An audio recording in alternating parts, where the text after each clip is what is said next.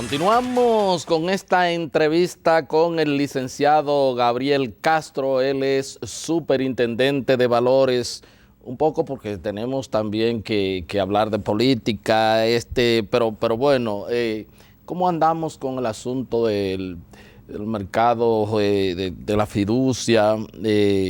El mercado fiduciario, ya se han anunciado importantes proyectos vía esta modalidad. Hubo aparentemente un tranque con respecto a impuestos internos, algunas valoraciones, pero finalmente salió un decreto ya pues diciendo que es lo que va. ¿Esto avanza, licenciado? Sí. Esto, bueno, es evidente que es una figura nueva en el mercado, en la parte jurídica del país. No existía este concepto. Sin embargo, es un concepto que viene usándose de tiempos inmemoriales. La idea es que el fideicomiso deberá convertirse en el tiempo en la figura más usada en todo el ámbito del comercio y de las inversiones en el tiempo, como ocurre en los países desarrollados. Porque el fideicomiso es una figura, primero, es muy transparente, porque tú tienes tres actores. Un fideicomitente, que es el que ofrece un bien. Un fideicomitente, que es quien lo administra, y un tercero, que es quien recibe los beneficios, que puede ser el propio aportante. O sea, como hay un tercero siempre, tú vas a tener la garantía, porque el fideicomiso al final del día es un contrato. Tú vas a tener un tercero que es el que va a administrar ese contrato en los términos que se Un poco para explicar, yo tengo este bolígrafo vale tanto, entonces yo voy donde una persona y le digo, mira, yo tengo este bien, entonces el valor de este bien, yo quiero que tú me lo tengas ahí porque quiero hacer esto o que fulano haga esto, ¿verdad? Más o menos por ejemplo, es el esquema. El ejemplo más típico es un solar. Tú tienes un solar y no tienes dinero para desarrollar un edificio. Entonces tú dices, bueno, hay un ingeniero que tiene la capacidad de hacerlo, valoramos el solar, yo te doy el solar a cambio, por ejemplo, de 5 apartamentos. Entonces hacemos un contrato, pero hay un tercero que siempre administra el contrato. Entonces implica de que no va a haber desviaciones, porque también tiene otra ventaja, y es que el fideicomiso es inembargable. Exactamente. Entonces es una figura, y en el Estado también. Yo fui a Colombia, a raíz de la puesta en vigencia de la ley 182, yo me fui una semana a Colombia, y realmente yo quedé maravillado de cómo en Colombia todas las obras públicas, prácticamente sin excepción, se hacen con fideicomiso. El Estado promueve el fideicomiso, porque el Estado debe ser en este caso una locomotora del desarrollo del país y de esos instrumentos. Allá se hacen los puertos, aeropuertos, viviendas, carreteras, inclusive hasta la exploración y explotación petrolera la hacen con fideicomiso. Entonces, es una figura muy versátil, transparente. Muy Por ejemplo, transparente. Si uno tiene sus ahorros, cualquier ciudadano dice, bueno, yo no sé qué hacer con estos ahorros, yo lo doy a una fiduciaria para que me garantice, por ejemplo, la educación de mis hijos. Entonces ellos lo van a invertir en esto, en aquellos componentes que le den el rendimiento adecuado y que resguarden esos recursos para el mandato que yo estoy dando, que es la educación de mis hijos. O sea, desde una cosa tan simple como esa, hasta cualquier otra construcción, proyecto, por más complejo que sea. Entonces, eso, al cabo de los años, aquí va a terminar imponiéndose. De hecho, el Estado, como te decía, ahora desarrolló Red Vial, que es el primer fideicomiso público, y ahora Ciudad Juan Bosch, que ahí se van a hacer 30.000 viviendas. Pero la ley 189 también contempla, como tú señalabas, unas exenciones fiscales, que no estaban, que la ley no dejó bastante clara, pero que con el decreto ahora se ha ya clarificado. Por igual, la ley contempla otras figuras que, aunque existían en nuestra legislación, nunca se habían regulado, como los fondos de inversiones y la titularización. Hoy día nosotros hemos registrado en la superintendencia 10 fondos de inversión que manejan decenas de miles de millones de pesos de inversionistas normales, del público en general, y que es una industria que ha ido creciendo mucho. Y por ahí viene para el próximo año, y lo debemos anunciar acá, lo que es la primera titularización de carteras hipotecarias. Hay varios bancos que se han asociado para estos fines. ¿Qué beneficioso tiene esa figura? Lo siguiente. Uno recuerda que en los años 70 y quizás todavía a principios de los 80, la gente podía adquirir una vivienda en las asociaciones a una tasa fija y a largo plazo. Luego eso se fue perdiendo. Hoy día cualquier ciudadano de clase media va a un banco y financia una vivienda, pero la tasa es variable, porque el banco recibe recursos a corto plazo. Así es. No se puede conforme al mercado. Exactamente. Ahora, ¿qué bueno tiene esa figura de que va a buscar recursos con las carteras, con los flujos de la cartera, va a salir al mercado a colocar instrumentos, pero esos instrumentos se van a colocar a largo plazo. Entonces hay un calce perfecto entre el largo plazo del compromiso de la emisión con los préstamos que yo voy a hacer al público en sentido general. O sea, vamos a tener tasas fijas y a largo plazo. O sea, que el ciudadano que adquiera una vivienda, por ejemplo, y tenga que pagar el 10% anual, anual sí. O sea, él sabe que esos próximos 15 años va a seguir pagando el 10%. Y eso le da una certidumbre. Se puede planificar una certidumbre. En el tiempo. Eso para el año que viene ya se va a comenzar a hacer. Pero también para cualquier otro proyecto de inversión. Sí, porque esto, bueno, yo pongo el ejemplo de la cartera sí, claro, hipotecaria porque es la más común, pero ahí se pueden titularizar cualquier flujo. Por ejemplo, yo te puedo decir algo, el Estado recibe de la Barrigol alrededor de 400 millones de dólares al año. El Estado puede decir, bueno, yo voy a hacer una titularización de estos flujos hacia el futuro y tengo dinero a valor presente para hacer N cantidad de proyectos. Cualquier cosa que genere flujo se puede titularizar.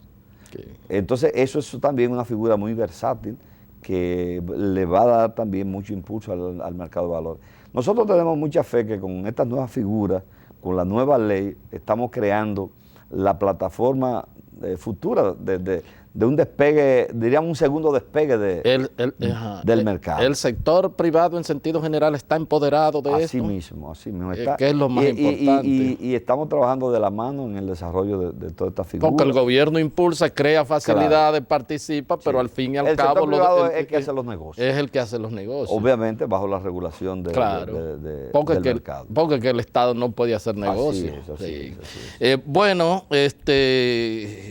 importantes informaciones, pero bueno, estamos ya a poco tiempo para las elecciones y ya prácticamente, salvo algunas situaciones que se dan en su partido ahí con algunas candidaturas municipales y quizás pendiente algunas diputaciones, ¿cómo usted ve todo esto proyectado y esta campaña electoral? ¿Cómo está el PLD con sus aliados? Bueno, yo pienso que el PLD, a partir del año 2004, ha estructurado unos niveles de alianza que han sido inéditos en el país, porque aunque hubo lo que se llamó el Acuerdo de Santiago, después el Acuerdo de Santo Domingo, no han tenido obviamente la gran cobertura que han tenido estas alianzas. Y además eran como muy coyunturales. Exactamente, estas han sido permanentes. Pero ahora también hemos incorporado al segundo partido más importante del país, que es el PRD. Yo pienso que ahí hay varias lecturas. La primera es que el PLD ha entendido que es importante incorporar a otros sectores a la vida pública.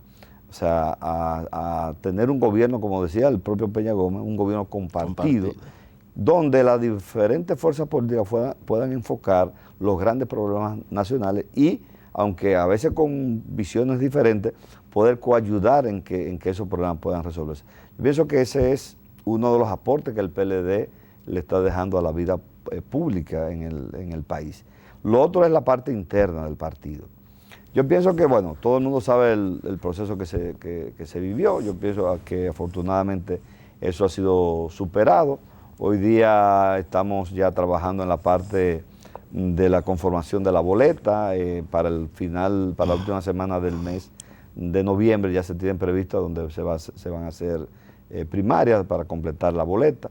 Yo creo que una vez completada esa boleta, la unidad del partido está plenamente garantizada. El partido saldrá quizás ya en enero ya a hacer ya la campaña oficial. No nos cabe duda que esta es una maquinaria electoral impresionante, que ha tenido tantos triunfos consecutivos y este no va a ser la excepción. Hay una cosa así importante. Hemos visto en los últimos días la oposición desesperada con una cosa típica en los miembros del PRM, que es la denuncia a granel, a veces denuncia irresponsable. Pero yo creo que la sociedad finalmente valora más lo que son las propuestas. Y yo recuerdo por qué el PLD, con don Juan a la cabeza se desarrolló y creó tanta credibilidad en la sociedad. Porque no solamente hacía la denuncia, sino hacía los planteamientos. Todos recordaban, por ejemplo, la parte económica, claro, en la parte energética, en la parte de salud. Entonces, tú puedes hacer una denuncia puntual sobre un hecho dado y la gente te va a oír en el momento. Ahora, tú tienes, luego que venga ya el debate electoral a profundidad, tú hacer los planteamientos. Porque, por ejemplo, yo oí a Héctor el día pasado a una comisión del PRM diciendo que ellos iban a incrementarle, iban a incrementar a $500 el sueldo de los policías. Y bueno, haciendo un cálculo así rápido, eso equivale a 16,000 millones de pesos. Entonces tú tienes que decir, bueno, ¿dónde está ese dinero? ¿De dónde tú lo vas? O sea, no es solamente tú hacer una propuesta, tú tienes que, por otro lado, tener la contraparte, decir de dónde vienen los recursos. Solamente en salario. Solamente en salario, sí, sin incluir equipamiento. O sea, a veces, el hecho de tú hacer una denuncia o una propuesta, tú también tienes que ver que hay una sociedad hoy día que está mucho más empoderada, con mucho más conocimiento de las cosas, que es la que finalmente decide. Yo, y otro ejemplo que te pongo, cuando nosotros iniciamos la campaña electoral con el compañero Danilo Medina, a octubre, a esta fecha del año 2011, teníamos 22 puntos por debajo. Entonces, cuando se comenzó la campaña a discutir propuestas de ambas partes, la gente entendió que las propuestas fundamentales, que las propuestas reales, bien concebidas, estaban del lado del PLD y no del otro lado. Lo propio va a pasar ahora. A mí no me cabe la menor duda de que cuando la campaña entre en calor, no solamente por lo que indican las encuestas ahora, que esos proyectos se van a desvanecer. Dice Luis, dijo este fin de semana que bueno, que va a esperar de que algunas encuestas que se van a publicar donde realmente de que los últimos escándalos del gobierno pues se reflejarán en las mediciones. Mire, la corrupción es un tema importante y nadie puede desdeñar eso. Ahora bien, yo invito a la gente del PRM a que conozca lo que es el Estado de ahora. La cantidad de leyes que se aprobaron en el gobierno del presidente Fernández, leyes de control del Estado. Estamos hablando de una ley de presupuesto, la ley de compra y contrataciones, la nueva ley de Contraloría. O sea, son un conjunto de leyes que es imposible para un funcionario público hoy día hacer las cosas que la gente piensa que se hacen. Pueden haber temas puntuales, ¿no? Porque ni siquiera en China, que a veces pagan con su propia vida. Que le meten un tiro en la cabeza y la familia tiene que pagar la bala. Exactamente, eso es así. Ahora bien, yo pienso que en estos gobiernos del PLD la corrupción se ha llevado a la mínima expresión. Lo que pasa es que la gente siempre entiende que el que está en una función pública se está enriqueciendo. Funcionario es sinónimo de robar. Exactamente, pero los que conocemos el Estado sabemos que eso no es así. Y que los gobiernos, tanto del presidente Fernández como de este gobierno, han actuado con responsabilidad en ese sentido. Mire, el libro de Frank Moya Pons te da un ejemplo, o le da un ejemplo a los dominicanos, de la transformación que el PLD ha hecho de la sociedad dominicana. Mira, tú comienzas por la parte social, que era algo impensable en el país, que hubiera, por ejemplo, un programa como Solidaridad, reconocido a nivel internacional, que tuvimos a los niños y niñas de las escuelas, dándole los útiles escolares, la comida, la merienda, el desayuno, el almuerzo, la merienda, los uniformes. O sea, ¿cuánto le cuesta eso al Estado? Pero tenemos, por ejemplo, este caso de la visita sorpresa del presidente, también reconocido internacionalmente. Mire esta revolución educativa que está promoviendo el presidente. Y en la parte de salud, SENASA. De salud, SENASA, por ejemplo. Sí. Más de 3 millones de dominicanos con un seguro. Claro. O sea, el PLD, por eso la gente se sorprende que aunque la critiquen, el PLD mantiene esa solidez.